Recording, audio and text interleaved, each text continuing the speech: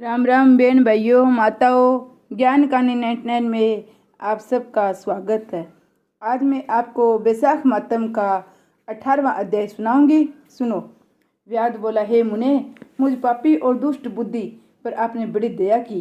हे साधो, मैं आपका शिष्य हूँ, मेरे ऊपर दया करके ऐसा उपदेश दीजिए कि जिससे फिर मेरी बुद्धि दुष्ट हो, अनर्थ कार्य करने में प्रवृत्त न हो। व्याध की ऐसी बात सुन शंख मुनि बोले, हे व्याध, यहाँ धूप बहुत आती है, न यहाँ छाया है न पानी। कहीं दूसरी छाया की जगह में चलकर जल पीकर स्वस्थ चित्त हो तेरे सामने विष्णु भगवान के माधव मास का महात्म्य जो पाप नाशक है वर्णन करूँगा।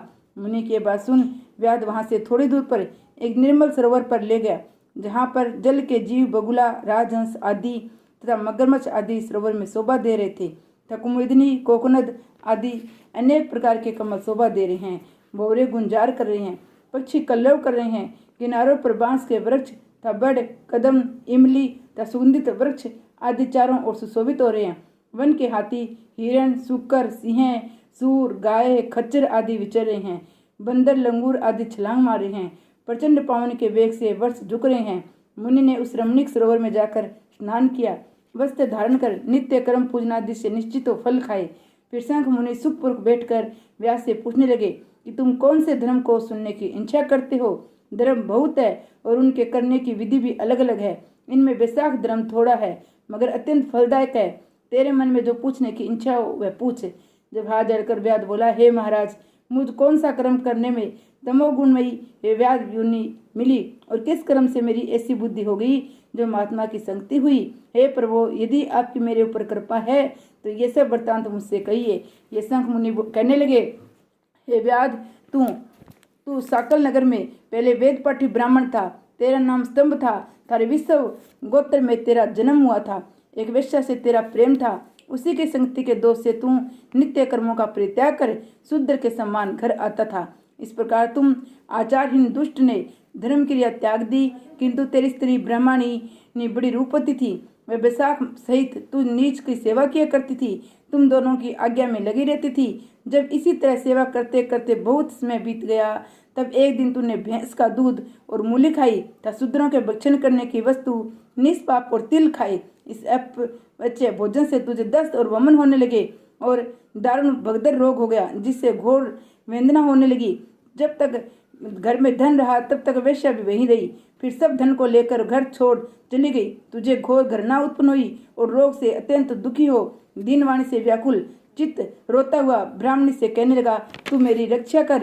हे सुंदरी, मुझ पापी ने तेरा कुछ भी उपकार नहीं किया है। जो गृहस्थ प्राणी अपने भार्य का मान नहीं करते वे 15 जन्म पर्यंत नपुंसक होते हैं।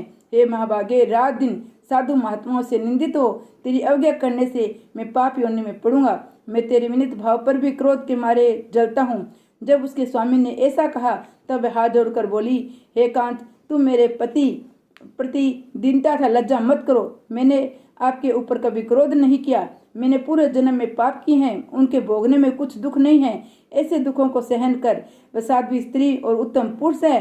अपने पिता और भाइयों से धन लाकर वह क्षीर साई विष्णु भगवान की पूजा और तेरी सेवा शुश्रूषा में लगी रही। दिन रात मल मूत्र धोकर शुद्ध करके तेरे जो कीड़े पड़ गए थे उन्हें धीरे धीरे निकालती। रात दिन नींद त्याग कर तेरे दुख में दुखी हो कहने लगी, हे पीतेश्वरो, तुम मेरे पति की रक्षा करो।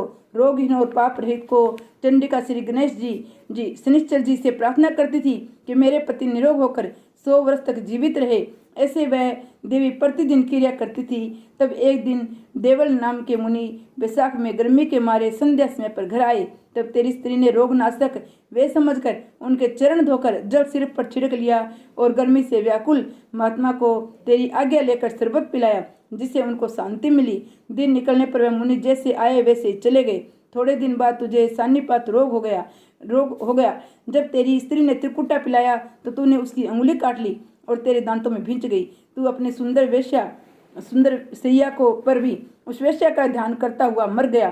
तेरी रूपवती स्त्री ये देख अपना कंकन बेचकर बहुत सा ईंधन लाई, विशाल चिता बना बीच में तुझे रखकर तेरे रोग पीड़ित शरीर को अग्नि संस्कार किया। स्वयं भी उसकी अग्नि में जलकर सती हो गई। वह शरीर त्याग पति को आलिंगन कर तत्काल विष्णु लोक को चली गई। बैसाख में पानी का दान करने और चरण धोकर जल सिर पर छिड़कने से योगियों की सी दुर्लभ गति उसे मिल गई। और तूने समस्त पापों से छूटने पर अंतकाल में वेश्या का स्मरण करने से देह त्याग कर घोर व्याध का जन्म धारण किया है। तुझे सदा हिंसा प्यारी है और चित्त में सदा उद्वेग रहता है। तूने बैसाख में शरबत पान कराने की आज्ञा दी और मुनि के चरण धोने का पापनाशक जल मस्तक पर छिड़का। उससे तेरी बुद्धि ऐसी हुई है और सत्संगति प्राप्त हुई है जिससे तूने संपूर्ण सुखों के हेतु धर्म पूछे। इस प्रकार तेरे पूरे जन्म के किए हुए जो पाप और पुण्य कर्म मैंने दिव्य दृष्टि से देखे वे सब तुझे बतलाए हैं। जो कुछ तुझे गुप्त वार्ता पूछनी हो वह तू पूछ। तेरा मन शुद्ध हो गया है। हे माँ पापे, तेरा कल्याण हो। विष्णु भगवान की जय। 19वां अध्याय। व्याध बोला, हे ब्राह्मण, आपने समस्त शुभ फल के दाता वैशाखो धर्म विष्णु भगवान के निमित्त बताए। सो हे प्रभु, वे विष्णु कैसे हैं, उनके लक्षण परिणाम क्या है, कैसे लोग अपने सद्भाव से इन्हें जान सकते हैं, वैशाख धर्म क्या है जिससे विष्णु भगवान प्रश्न होते हैं, ये सब मुझे बताइए। मैं आपका सेवक हूँ। व्याध के इस प्रकार पूछने पर जगत के इस अनामय नारायण को नमस्कार कर शंख मुनि बोले, हे व्याध सुन, मैं विष्णु के कलमत रहित रूप का वर्णन करता हूँ। ये रूप ब्रह्मादि से लेकर किसी मुनि के ध्यान में नहीं आता। विष्णु भगवान पूर्ण शक्ति युक्त निर्गुण अनंत सचिंदानंद रूप है। संपूर्ण चराचर विश्व उन्हीं के आश्रय और वश में है। अब मैं तुझे उस परमात्मा साक्षात ब्रह्मा के लक्षण बताता हूँ जिससे उत्पत्ति, स्थिति, संहार, आवृत्ति, नियम, प्रकाश, बंधन, मोक्ष और वृत्ति होती है। इस परमात्मा के जन्मादि तो केवल शास्त्र में जानने योग्य है। वेद, स्मृति, पुराण, इतिहास, पंचरात्रि और महाभारत ये विष्णु भगवान के आत्म रूप है। इन्हीं के द्वारा विष्णु भगवान जाने जाते हैं, अन्य किसी प्रकार से नहीं जाने जाते।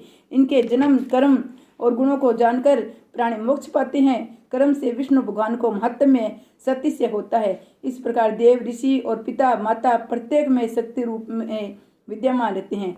प्रत्यक्ष, आगाम या अनुमान से बल और ज्ञान से सुख में प्रथम मनुष्य को उत्तम जानो, फिर ज्ञान आदि द्वारा अवर्त राजा को 100 गुना अधिक जानो। इससे तत्व विमानी देवताओं को 7 गुणाधिक जाने। देवताओं से सप्त ऋषि बड़े हैं, सप्त ऋषियों से अग्नि, अग्नि से सूर्य आदि, सूर्य से बृहस्पति, बृहस्पति से वायु, वायु से इंद्र, इंद्र से पार्वती, पार्वती से जगत गुरु महादेव, महादेव से बुद्धि देवी और बुद्धि से भी प्राण बलिष्ठ है। प्राण से अधिक कुछ नहीं और ये संपूर्ण जगत प्राणात्मक है। प्राण में ही सब जगह वेष्टित है। नील मेघ के समान प्रभा युक्त सबका आधारभूत इसे सूत्र कहते हैं। लक्ष्मी के कटाक्ष मात्र से ही इनकी स्थिति है। तो व्याध बोला, वह लक्ष्मी देवादिदेव विष्णु भगवान की एकमात्र कृपा मात्र है। विष्णु भगवान से अधिक या समान कोई नहीं है। जीव में ये प्राण नाम सूत्र कैसे हुआ? हे ब्राह्मण, मेरे सामने इसका निर्णय कहिए। परमात्मा प्राण से परे कैसे हैं? शंख मुनि बोले, हे व्याध, जो निर्णय तू पूछता है सुन। मैं संपूर्ण जीवों द्वारा प्राणाधिक्य के उद्देश्य से कहता हूँ। प्राचीन काल में नारायण भगवान ने कमल योनि में ब्रह्मादिक देवताओं को रचकर कहा, मैं ब्रह्मा का तुम्हारा राजा बनाऊंगा और जो कोई तुम में सर्वश्रेष्ठ हो उसे तुम युवराज बनाओ, परंतु वह शील, शौर्य और औदार्य गुणों से युक्त हो। भगवान के ऐसे कहने पर सब देवता इंद्र के पास जा परस्पर विवाद करने लगे। कोई सूर्य को सर्वश्रेष्ठ कहता था, कोई इंद्र को, कोई चुपचाप खड़े रहे। जब किसी प्रकार निर्णय नहीं कर पाए तब नारायण के पास गए और नमस्कार कर हाथ जोड़कर कहने लगे, हे महाराज, हमने आपस में बहुत विचार किया, परंतु हम में कोई भी अधिक श्रेष्ठ दिखाई नहीं देता है। अतः हे प्रभु, आप इसका निर्णय करके हमारे संशय को दूर कीजिए। देवताओं के इस प्रश्न को सुनकर भगवान हंसकर कहने लगे कि मेरे विराट रूप शरीर में से जिसके निकलने से शरीर गिर पड़ा, उसके प्रवेश होने से खड़ा हो जाए, वही सब देवताओं में अधिक श्रेष्ठ है, कोई नहीं। ये सुनकर देवताओं ने तथास्तु ऐसा हो कहा। तब जयंत नाम का देवता भगवान के पांव से निकल गया। तब उसकी पंगु कहने लगे। गुहेंद्रियों में से दक्ष नाम प्रजापति निकल गए। तब उसे सन कहने लगे। हाथों से संपूर्ण देवताओं का स्वामी इंद्र निकला, उसे हस्तिन कहने लगे। नेत्रों से सूर्य निकला, तब उसे काना कहने लगे। नाक से अश्वनी कुमार निकले, उसे नासिका रेत कहने लगे। कानों से दिशाएं निकली, तब उन्हें बैरा कहने लगे। जीवा से वरुण निकल गया, उसे अरस कहने लगे। वाणी से वाणीश्वर अग्नि निकला, तब उसे गूंगा कहने लगे। रुद्र मन से निकल गए तो उसे जड़ कहने लगे। इसी तरह सभी देवता शरीर के विभिन्न अंगों से निकलते रहे, परंतु फिर भी शरीर नहीं गिरा। ये सुनते रहे, खाते पीते, सूंघते, बोलते, चलते रहे। फिर प्राण के निकलते उसे मर्त कहने लगे। तब देवता विस्मित हो कहने लगे, जो कोई हम में से इसी गिरे देह को उठाने में समर्थ होगा, वही श्रेष्ठ व श्रेष्ठ वही युवराज होगा। ऐसी प्रतिज्ञा कर क्रम से जैसे जैसे निकले थे वैसे वैसे वे प्रवेश करने लगे, परंतु देह फिर भी न उठी। अंत में प्राणों के प्रवेश करते ही शरीर उठ खड़ा हुआ। तब देवताओं ने निश्चय किया, बल, ज्ञान, धैर्य, वैराग्य और जीवन से भी अधिक ये प्राण समस्त देवताओं का अधीश्वर और व्यापक है। अतः ये प्राण को ही युवराज बनाया और उसके सामर्थ्य सामवेद का गान करने लगे। इसलिए स्थावर जंगमात्मक ये सृष्टि प्राणात्मक है, अधिक बलवान और सब जीवों का अंतरात्मा, भिन्न भिन्न कर्मों का संपादन करने वाला है। बिना प्राणों के संसार में कुछ वृद्धि भी नहीं होती, न कुछ रहता है। यही प्राण देवात्मक और सर्व देव में व्यापक और वासुदेव भगवान का अनुवर्ती और वसीभूत है। इसी से प्राण को विष्णु भगवान का बड़ा सहायक कहते हैं। विष्णु भगवान का ऐसा महात्म्य और लक्षण जानकर जीव पूरे जन्म में मानव शरीर त्याग कर नारायण के समीप परम धाम को जाता है। शंख मुनि के ऐसे वाक्य सुन व्याध प्रश्न कहने लगे, सर्वेश्वर प्राणी महिमा जो कहीं भी विदित नहीं है, न सुनी गई है, आप मुझसे कहिए। तब शंख मुनि बोले, प्राचीन काल में देवाधिदेव अनाम्य नारायण भगवान का अश्वमेध द्वारा पूजन करने के लिए प्राण गंगा तट पर गया। वह बहुत से मुनियों को संग ले हल से भूमि को शुद्ध करने लगा। जहाँ पृथ्वी के नीचे गुफा में कणव नाम के महात्मा समाधि लगाए हुए बैठे थे, वह हल से बाहर खींचाए। तब प्राण को अपने सामने खड़ा देख क्रोध से श्राप देते हुए बोले, तेरी महिमा तीनों लोकों में जाती रहेगी और भूलोक में तुझे कोई नहीं मानेगा। मुनि के ऐसे कहने पर क्रोध कर प्राण बोला, मैं निरपराध हूँ, तूने बिना अपराध मुझे श्राप दिया है। इसलिए हे कणव, तू गुरुद्रोही हो, तेरी वर्ती विषय में निंदित हो। तभी से संसार में विशेषकर भूलोक में प्राण की महिमा प्रसिद्ध नहीं है। और श्राप के कारण कणव गुरु को मार सूर्य का शिष्य हुआ। हे व्याध, जो कुछ तुमने पूछा सब तेरे सामने कहा। अब जो कोई तुझे पूछने की इच्छा हो, मैं पूछ विचार मत करे। श्री विष्णु भगवान ने की जय।